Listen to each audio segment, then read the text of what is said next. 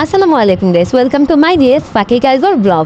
আজকে আমি আপনাদের সাথে শেয়ার করবো আপনারা আপনাদের পাখি গাছকে এই গরমে কীভাবে হিট স্ট্রোক থেকে বাঁচাতে পারেন। এই গরমে প্রচণ্ড পরিমাণে পাখি স্ট্রোক করে মারা যাচ্ছে এবং এদের শরীরে নানা ধরনের সিমটম দেখা যাচ্ছে, যার ফলে এদের ডায়রিয়াজনিত রোগের আক্রান্ত হতে দেখা যাচ্ছে। একটা সময় গিয়ে দেখা যায় যে ডায়রিয়া আক্রান্ত হয়ে এরা মারা যায়। তাই আপনারা আপনাদের পাখিদের শরীর কীভাবে ঠান্ডা রাখবেন আমি আপনাদেরকে সেই বিষয়ে আজকে এই ভিডিওর মাধ্যমে শেয়ার করব।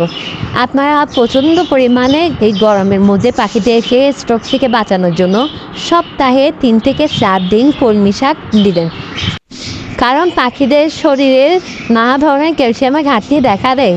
তাই আমরা যদি পাখিদেরকে সুস্থ রাখতে চাই এবং পাখিকে সুন্দরভাবে বাঁচাতে চাই, তাহলে সপ্তাহে 3 থেকে 4 দিন আমরা কলমি শাক দেওয়ার চেষ্টা করব।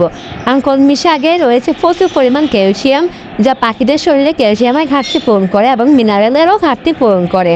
তাই আমরা চেষ্টা করব যেন আমরা পর্যাপ্ত পরিমাণে কলমি শাক এদেরকে দিতে পারি এবং সুস্থ রাখতে পারি। কলমি শাক খাওয়ানোর ফলে পাখিদের শরীর প্রচণ্ড পরিমাণে ঠান্ডা থাকে এবং এদের স্ট্রোক থেকে বাঁচার জন্য কলমি শাক মূল ভূমিকা হিসাবে কাজ করে থাকে।